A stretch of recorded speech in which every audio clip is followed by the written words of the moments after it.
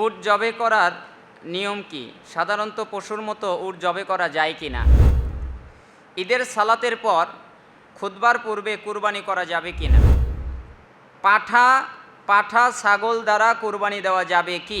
একজন কোরবানির পশু ক্রয় করল, অতঃপর কোরবানির পশুর কোনো ত্রুটি দেখা দিল, এখন করণীয় কি? কোরবানি একাধিক করা বৈধ আছে কি না? পশুর পেটে বাচ্চা থাকা অবস্থায় ওই পশু কুরবানি করা যাবে কি না? 7 ভাগে কুরবানি দেওয়া জায়েজ আছে কি না, বৈধ আছে কি না? কুরবানির ঈদের দিন হাঁস মুরগি জবাই করা কি নাজায়েজ? উট জবে করার নিয়ম কি? সাধারণত পশুর মতো উট জবে করা যায় কি না? উট জবে করার সাধারণত নিয়ম হলো, এটা উত্তম হচ্ছে, উট দাঁড়ানো অবস্থায় তার কণ্ঠনালীতে ধারালো একটা ছুরি চালিয়ে রক্ত প্রবাহিত করবে। দাঁড়ানো অবস্থায় কণ্ঠনালীতে একটা ছুরি চালাবে, যদি রক্ত প্রবাহিত হয়ে যায় তাহলে উটের জবা হয়ে যায়। আর যদি গরু ছাগল জবে করার নিয়ম হলো, মাথা দক্ষিণ দিকে রেখে বাম কাতে ফেলে গলায় ছুরি চালানো, অর্থাৎ মাথাটা থাকবে দক্ষিণ দিকে এবং বাম কাতে তাকে ফেলে দেবে, এরপরে গলায় ছুরি চালাবে।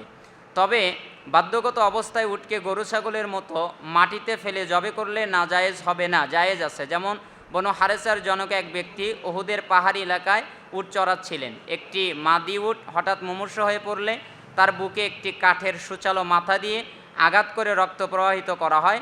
অতঃপর রাসূল সাল্লাল্লাহু আলাইহি সাল্লামকে এই সংবাদ প্রদান করলে তিনি তা খাওয়ার আদেশ দেন। অর্থাৎ যদি জবে করার ক্ষেত্রে কোনো রকমের এদিক সেদিক হয়ে যায় তাহলেও জায়েজ আছে, সমস্যা নেই।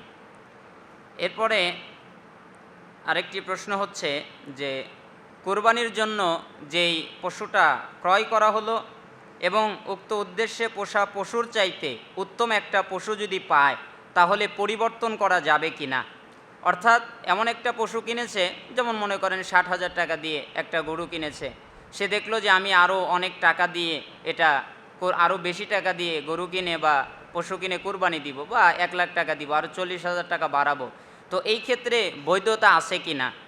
এর সঠিক উত্তর হচ্ছে, পোষা বা ক্রয় করা কোনো পশুকে কুরবানির জন্য নির্দিষ্ট করলে এবং সেই মর্মে যদি ঘোষণা দেওয়া হয় যে এটা কুরবানির, তাহলে আর বদল করা যাবে না। এটা হচ্ছে ওয়াকফের মতো, যে নির্দিষ্ট করা হয়েছে।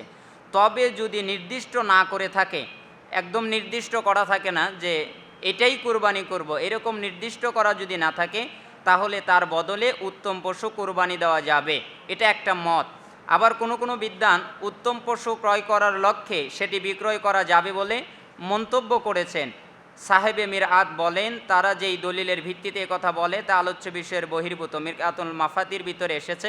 অর্থাৎ দুইটা মত জানা যায়। একদল বলছে যখন কোরবানির পশুকে নির্দিষ্ট করা হবে যে আমি এটাকে কোরবানি দিব, তখন এটা ওয়াকফের মতো হয়ে যায়, যে এটাকে আর পরিবর্তন করা যাবে না। আবার আরেকটি দল বলেছেন যে না, যদি কেউ এই পশুর চাইতে উত্তম পশু কোরবানি দিতে চায় তাহলে এই পশুকে বিক্রয় করে আরেকটা পশু দিয়ে বেশি দাম দিয়ে কুরবানি করতে পারবে। তবে দলিল প্রমাণের আলোকে, সালাফদের বক্তব্যের আলোকে এবং সালাফি মানহাজের আলোকে এই দলিলটাই বেশি প্রসিদ্ধ।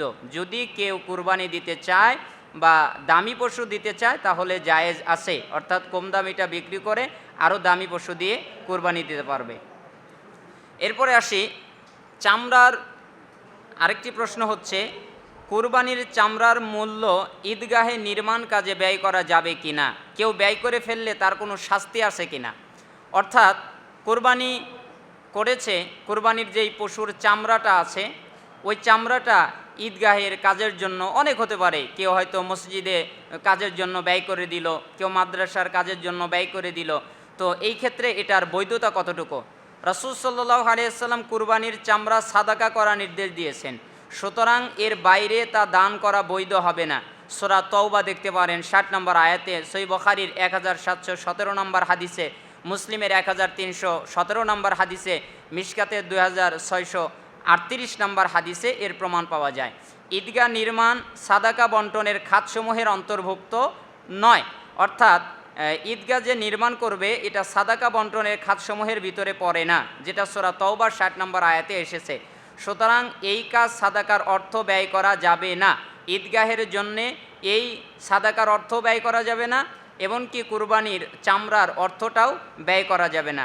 ভুলবশত যদি কেউ ব্যয় করে ফেললে আল্লাহর নিকটে ক্ষমা প্রার্থনা করতে হবে এবং সম্ভব হলে সমপরিমাণ অর্থ সাদাকার কোনো খাতে ব্যয় করবে। কেননা রাসূল সাল্লাল্লাহু আলাইহি সাল্লাম বলেছেন, সাদাকা পাপ মিটিয়ে দেয় যেভাবে পানি আগুনকে নিভিয়ে দেয়।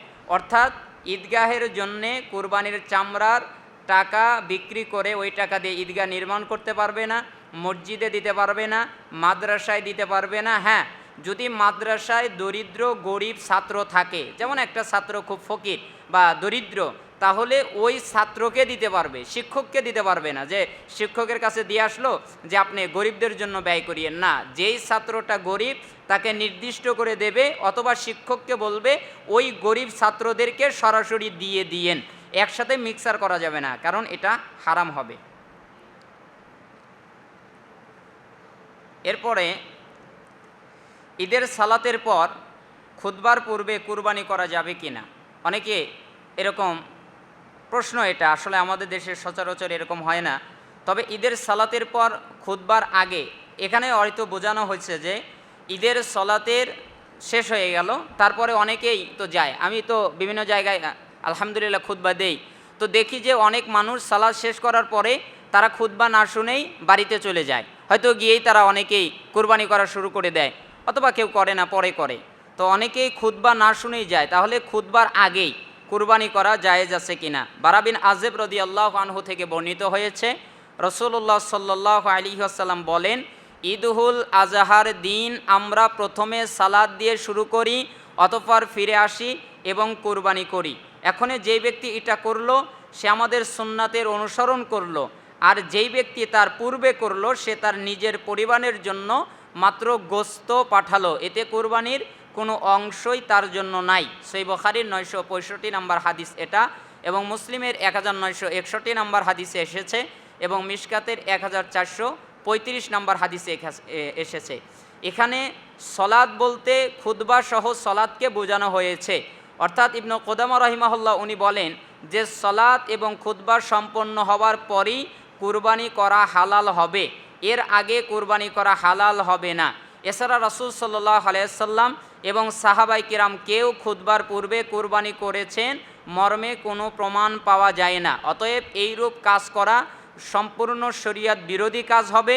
এখনে তার কর্তব্য হচ্ছে সে আগে সলাত আদায় করবে, তারপরে খুতবা শুনবে, অতঃপর সে কুরবানি করবে। এবার আরেকটা প্রশ্ন এখানে আসতে পারে, যেই দেশে বা এমন একটা এলাকা যেইখানে লোক বসতি, জনবসতি অনেক কম, সেখানে জামাত করার জন্য তো অনেক লোকের প্রয়োজন আছে, ওই পরিমাণ পুরুষ লোক পাওয়া যায় না, বা ওই পরিমাণ লোক নাই, 2-3 জন হয়তো এক এলাকায় আছে, তাহলে তারা তো ঈদের সলাত জামাতের সাথে পড়তে পারছে না, তাদের তো খুতবারও ব্যবস্থা হচ্ছে না, তাহলে তারা কি করবে? তাদের জন্য সঠিক হচ্ছে যে সলাত আদায় করতে এবং খুতবা দিতে যতটুকু সময় লাগে ততটুকু সময় অতিবাহিত হওয়ার পরে সে কুরবানি করবে। আরও সময় আছে, কারণ কুরবানি করা যায় কুরবানির দিন 10 জিলহজ, 11, 12, 13, 4 দিন কুরবানির দিন, বাকি আল্লাহু আলাম, আল্লাহ তাআলা ভালো জানেন। এরপরে আরেকটি প্রশ্ন হচ্ছে যে পাঠা ছাগল দ্বারা কুরবানি দেওয়া যাবে কি? অর্থাৎ ছাগলটা পাঠা, এই পাঠা দ্বারা কুরবানি দেওয়াটা বৈধ কিনা? সঠিক উত্তর হচ্ছে পাঠা ছাগল কুরবানি দেওয়া যায়, তবে খাসি ছাগল কুরবানি দেওয়া উত্তম, কারণ রাসূল সাল্লাল্লাহু আলাইহি সাল্লাম খাসি কুরবানি করেছিলেন। জাবির ইবনে আব্দুল্লাহ রাদিয়াল্লাহু আনহু বলেন, রাসূলুল্লাহ সাল্লাল্লাহু আলাইহি ওয়াসাল্লামের নিকট 2টি মোটা তাজা সাদা কালো শিংওয়ালা খাসি ছাগল নিয়ে আসা হলো। তিনি 2টির একটি মাটিতে ফেলে দিলেন এবং বিসমিল্লাহি আল্লাহু আকবার বলে জবে করলেন। ইবনে মাজাহ 3122 নম্বর হাদিসে এই প্রমাণটা পাওয়া যায়। তার মানে বোঝা গেল যে খাসি দিয়ে কুরবানি করাটা সবচেয়ে উত্তম, তবে পাঠা দিয়ে কুরবানি করা জায়েজ রয়েছে, বৈধতা রয়েছে। কোরবানির পশু কেনার পরে একজন কোরবানির পশু ক্রয় করল, অতঃপর কোরবানির পশুর কোনো ত্রুটি দেখা দিল, এখন করণীয় কি? উত্তর হচ্ছে কোরবানির পশু কেনার পরে যদি ত্রুটিটা স্পষ্ট হয়, যেমন স্পষ্ট অন্ধ, যেমন স্পষ্ট পঙ্গু, যেমন স্পষ্ট তার কোনো শরীর নাই বা তার শরীরে স্পষ্ট শক্তি নাই, বোঝা যাচ্ছে যে একদম দুর্বল, স্পষ্ট অসুস্থ, যদি এরকম বোঝা যায় তাহলে সে ওইটাকে পরিবর্তন করে আর একটা পশু ক্রয় করে কুরবানি করবে যার সামর্থ্য রয়েছে। আর এটা দিয়ে যদি কোরবানি করা হয় স্পষ্ট অন্ধ, স্পষ্ট রোগী, স্পষ্ট খোরা, স্পষ্ট অসুস্থ বোঝা যায়, তাহলে ওই পশু দিয়ে কোরবানি করা জায়েজ হবে না, বৈধ হবে না।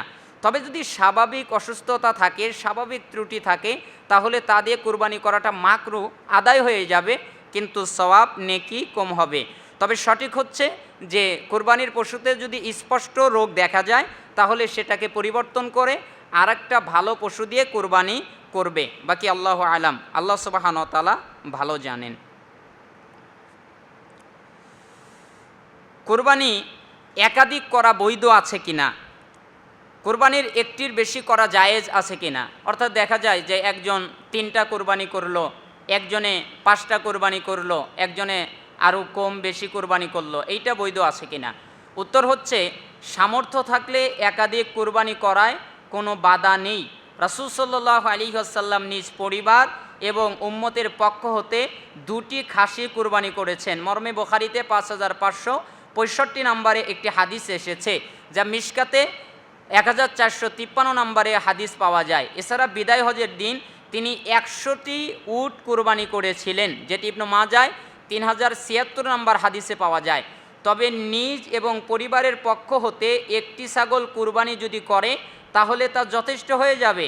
তাবি বিদ্যান আতা বিন ইয়াসার রহিমাহুল্লাহ উনি বলেন, আমি আবু আইয়ুব আল আনসারী রাদিয়াল্লাহু আনহুকে রাসূলুল্লাহ সাল্লাল্লাহু আলাইহি সাল্লামের যুগে কুরবানি কেমন ছিল সে বিষয়ে জিজ্ঞেস করলে তিনি বললেন, সে সময় একজন লোক একটি ছাগল দ্বারা নিজের এবং নিজের পরিবারের পক্ষ হতে কুরবানি দিতেন, অতঃপর তা খেতেন ও অন্যকে খাওয়াতেন, অতঃপর লোকেরা তাতে বড়াই করত, তারপর সেটাই আছে যেমনটা তুমি দেখছো।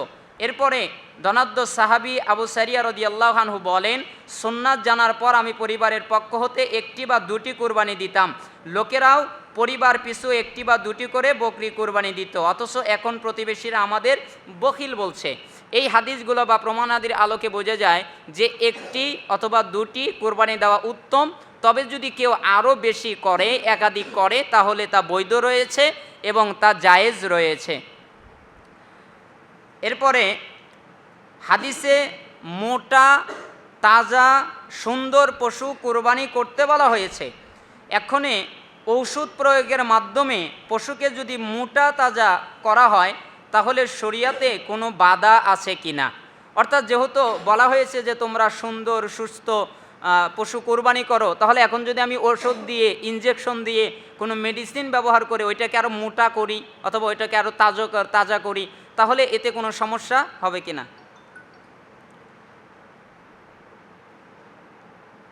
জি না, এতে কোনো সমস্যা হবে। কারণ এইখানে সবচেয়ে গুরুত্বপূর্ণ বিষয় হচ্ছে যে আপনাকে এইরকম করে ধোঁকা দেওয়ার কথা নিষেধ করা হয়েছে, এরকম করে কোনো কিছু করা যাবে না।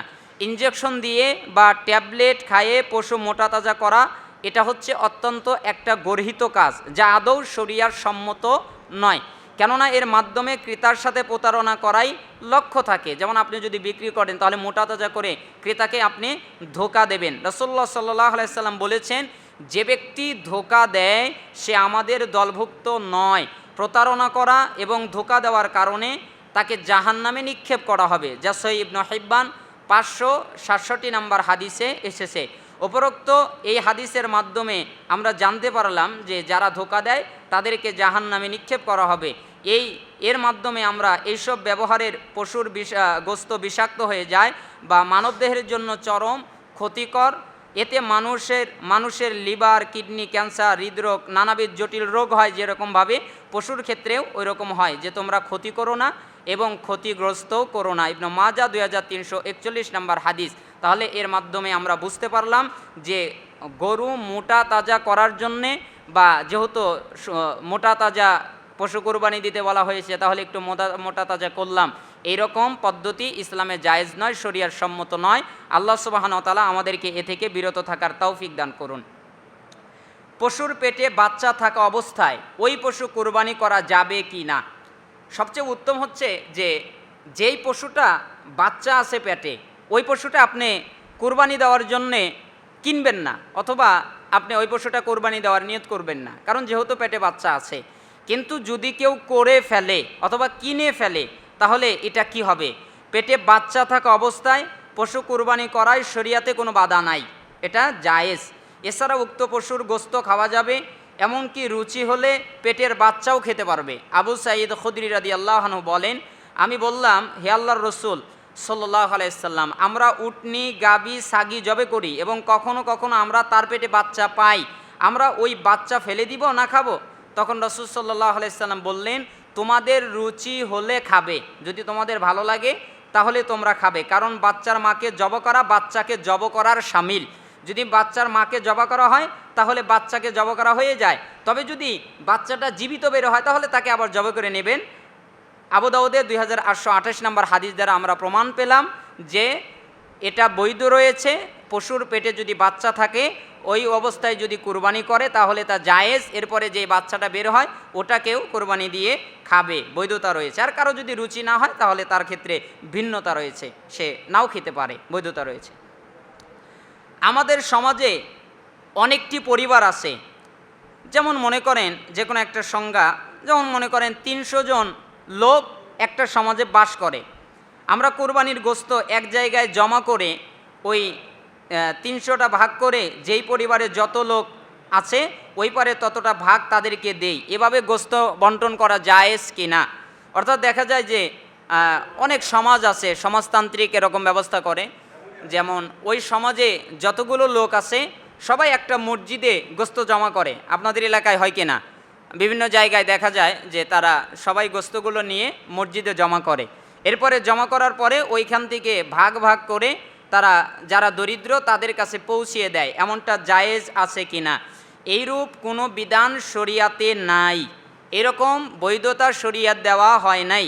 কারণ আল্লাহ সুবহানাহু ওয়া তাআলা বলছেন, তোমরা নিজেরা খাও, যারা চায় না তাদেরকে খাওয়াও, এবং যারা নিজেদের প্রয়োজন পেশ করে তাদেরকে খাওয়াও। সূরা হাজের 36 নম্বর আয়াতে আল্লাহ সুবহানাহু ওয়া তাআলা বলেছেন, অতএব কুরবানি দাতাগণ স্ব কুরবানির গোস্ত 1/3 এক স্থানে জমা করে মহল্লায় যারা কুরবানি করতে পারেনি তাদের তালিকা করে সুশৃঙ্খলভাবে তাদের মধ্যে বিতরণ করবেন এবং প্রয়োজনে তাদের বাড়িতে পৌঁছে দেবেন। বাকি 1/3 ফকির মিসকিনদের মধ্যে বিতরণ করবেন। অর্থাৎ যিনি কুরবানি করবেন দায়িত্বটা তার, তিনি নিজের জন্য যতটুকু ভাগ করে রেখেছেন তার নিজের জন্য রেখে দেবেন, আর আত্মীয় স্বজনের জন্য যা এটা তার নিজের দায়িত্ব, সে আত্মীয় স্বজনের কাছে পৌঁছিয়ে দেবেন।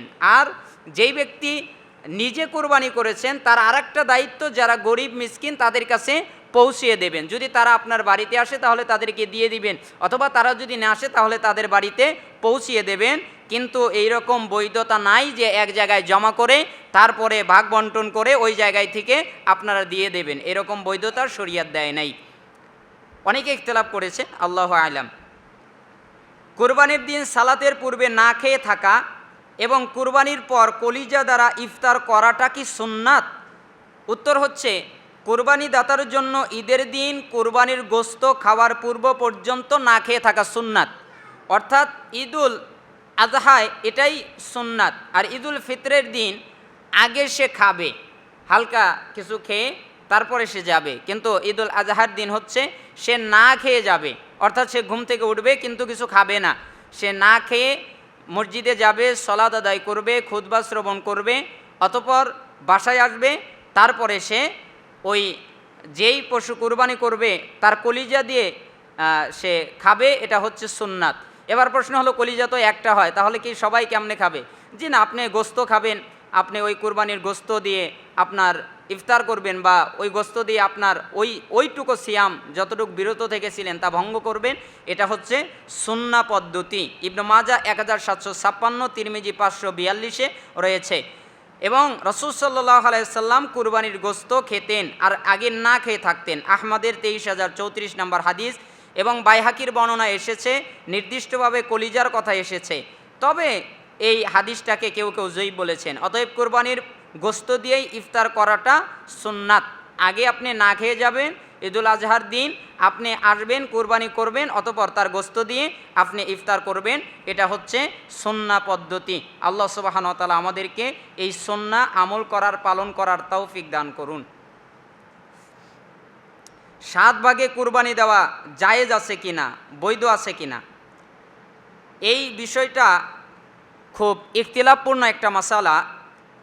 মক্কায় যে নিয়মে কুরবানি দেওয়া হয় একই নিয়মে স্বগৃহে অবস্থানকালেও কুরবানি দেওয়া যাবে। অর্থাৎ মক্কায় যেমন একটি গরুতে 7 জন শরিক হতে পারে, তেমনি বাড়িতে বসে কুরবানি দিলেও 7 ব্যক্তি বা পরিবার শরিক হতে পারবে।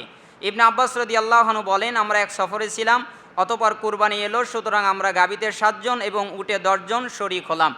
এবার আপনি যদি বলেন যে এই হাদিসটা তো সফরের সাথে খাস, তাহলে এটা শুধু সফরের ক্ষেত্রেই বৈধতা রয়েছে, এরপরে আর বৈধতা নাই। তাহলে ইসলামের অনেক বিষয় বাদ হয়ে যাবে, কারণ সফরের ক্ষেত্রে অনেক ইসলামের গুরুত্বপূর্ণ বিষয় হয়েছে এবং অনেক গুরুত্বপূর্ণ বিষয়ে নির্দেশ দেওয়া হয়েছে, কিন্তু মুকিম অবস্থায় তার প্রমাণ পাওয়া যায় না। কিন্তু সেটাও কিন্তু মুকিম অবস্থায় করার বৈধতা রয়েছে। এই জন্য সবচেয়ে অনেকেই মনে করতে পারেন যে এই হাদিস থেকে তো মনে করতে পারেন যে ভাগাভাগির ব্যাপারটা তো কেবল সফরের সাথে, কিন্তু ওই হাদিসে তো ঘটনা বর্ণনা করা হয়েছে, কোনো শর্ত তো বর্ণনা করা হয়নি। তাছাড়া ইবনে আব্বাসের ওই ঘটনা কোনো আম সফরের ছিল না, বরং তা ছিল হজ সফরের, অর্থাৎ মক্কায় কুরবানির। যেহেতু ইবনে আব্বাস মহানবী সাল্লাল্লাহু আলাইহি ওয়াসাল্লামের সাথে কুরবানি সফরে ছিলেন কেবল বিদায় হজে, ইতিপূর্বে তিনি নিজ পিতার সঙ্গে মক্কা বিজয় পর্যন্ত বসবাস করেছেন। অতঃপর তিনি কোনো যুদ্ধেও নবী সাল্লাল্লাহু আলাইহি ওয়াসাল্লামের সঙ্গে বের হননি, কারণ তিনি সাবালক ছিলেন না। ফাতোয়া ইবনে তাইমিয়ায় এই ব্যাপারটা এসেছে। সুতরাং ওই হাদিসে সফরের কোনো কথা সাধারণ সফর, মুসাফিরের কথা নয়। ওই হাদিসে বর্ণিত হয়েছে হজ সফরে কুরবানির বিধান, আর ওই বিধানই গৃহবাসীর জন্য হবে। ইবনে হাজম রাহিমাহুল্লাহ উনি বলেছেন যে লাইস সফরে কুরবানিতে ভাগাভাগি বৈধ বলেছেন, অথচ এই নির্দিষ্টকরণের কোনো অর্থ হয় না। অর্থাৎ স্বগৃহে অবস্থান করলেও কুরবানিতে ভাগাভাগি করতে পারবে, জায়েজ রয়েছে। এবার প্রশ্ন হলো উত্তম কোনটা? আপনি যদি আমার কাছে জিজ্ঞাসা করেন উত্তম কোনটা, তাহলে উত্তম হচ্ছে একা দেওয়া, কারণ রাসূলুল্লাহ সাল্লাল্লাহু আলাইহি ওয়াসাল্লাম নিজের পক্ষ থেকে একটা পশু কুরবানি করেছিলেন, ছাগল, খাসি। তাহলে আপনি নিজের পক্ষ থেকে একটা কুরবানি করবেন, এটা হচ্ছে সবচেয়ে উত্তম। তবে জায়েজ রয়েছে, 7 জন ভাগে কুরবানি দেওয়া জায়েজ রয়েছে। এটাই সালাফদের অভিমত।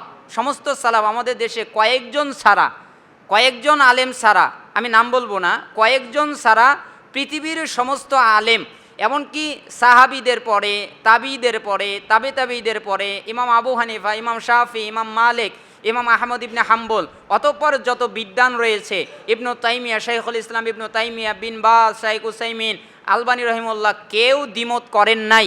সবাই বলেছেন যে 7 ভাগে দেওয়া যাবে। ইদানিংকালে আমাদের দেশে 2-1 আলেম তারা বলছেন যে দেওয়া যাবে না, তারা বৈধ নাই। কিন্তু সবচেয়ে উত্তম হচ্ছে একা দেওয়া, 7 ভাগে দেওয়া জায়েজ রয়েছে। দেশে দুর্যোগ চলাকালীন অবস্থায় কুরবানির টাকা বন্যার্তদের দান করতে পারবো কি? দেখেন, হাদিসে আমরা যা জানতে পারি সেটা হচ্ছে যে দান করার চেয়ে কুরবানি করার সওয়াবটা বেশি। আপনি যদি কুরবানি করেন তাহলে সওয়াব অনেক পাবেন। এবার আপনার কাছে প্রশ্ন হলো যে আপনি বন্যার্তদের কুরবানির পশুর টাকা দান করবেন কেন? আপনার কাছে কি তার অতিরিক্ত নাই? আপনি কি আর দিতে পারেন না? অন্য জায়গায় আপনি এই কথা বলেন না, অন্য জায়গায় আপনি টাকা ব্যয় করেন, অন্য জায়গায় আপনি আসবাবপত্র ব্যয় করেন, অন্য জায়গায় আপনি সব সহযোগিতা করেন, কিন্তু মানুষকে যখন সহযোগিতার কথা হয় তখন কেন কুরবানির কথা আসবে? কেন কুরবানির টাকা দিয়ে আপনি মানুষকে, বন্যার্তদেরকে দান করবেন? আপনি এছাড়া এর বাহিরে যা আছে সবচেয়ে উত্তম হচ্ছে যে আপনি কুরবানির টাকার বাহিরে আপনার যে টাকা আছে তা থেকে দান করবেন, আর কুরবানির টাকা দিয়ে আপনি কুরবানি করবেন। কুরবানি দেওয়া বাদ দিয়ে ওটা বন্যার্তদের মাঝে দান করবেন না। কেউ কেউ বলেছে জায়েজ রয়েছে, তবে সবচেয়ে উত্তম হচ্ছে কুরবানির টাকা দিয়ে কুরবানি করবেন, আর আপনার অতিরিক্ত টাকা পয়সা থেকে আপনি বন্যার্তদের সহযোগিতা করবেন, দান করবেন। আল্লাহু আ'লাম, এটাই আমার কাছে উত্তম মনে হয়। প্রশ্ন হচ্ছে, কুরবানির ঈদের দিন হাঁস, মুরগি জবাই করা কি নাজায়েজ? কুরবানির দিন এবং কুরবানির যে 4 দিন, ওই 4 দিন এবং তার আগে জিলহজের চাঁদ যখন উঠবে তখন থেকে নিয়ে কোরবানির দিনের আগ পর্যন্ত এবং কোরবানির দিন পশু পাখি যেইগুলো খাওয়া যায়, যেগুলো হালাল প্রাণী, এইগুলো জবে করা জায়েজ রয়েছে। আর যারা বলছে যে জবে করা যাবে না, তারা কুসংস্কারের ভিতরে রয়েছে। জবে করা যাবে না, এটা হচ্ছে একটা কুসংস্কার। এই কুসংস্কারের ভিতর থেকে আমাদেরকে বের হয়ে আসতে হবে। আপনি হাঁস, মুরগি, বকরি, যেই কোনো হালাল প্রাণী আপনি জব করতে পারবেন। জিলহজের চাঁদ উঠলেও আপনি জব করতে পারবেন এবং কোরবানির দিনও আপনি জব করতে পারবেন। যেই দিন কোরবানির ওই দিনে জব করতে পারবেন, সলাত আদায়ের আগেও করতে পারবেন, পরেও করতে পারবেন এবং এর পরবর্তী 3 দিন 11, 12, 13 জিলহজ আপনি জবে করতে পারবেন। কোনো সমস্যা ইসলামে নাই। যদি বলে সমস্যা আছে তাহলে সমস্যা। কি সমস্যা? যদি বলে কোরবানি করা যাবে না তাহলে সমস্যা। যদি বলে যে এটা জবে